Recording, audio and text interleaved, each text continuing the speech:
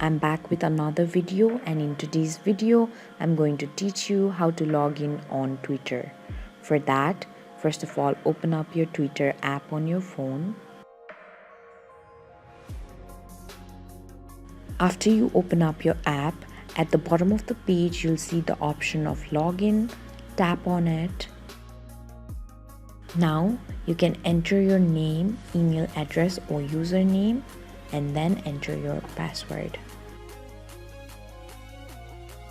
After you're done, tap on login option, which is on your right hand side.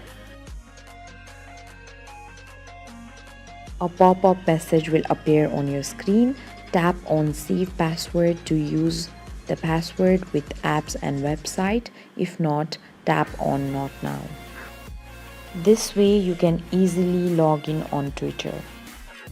Thank you for watching. If you like the video, please hit the like button. If you want to see more tutorial videos, hit the subscribe button, and if you have something to say, please leave a comment.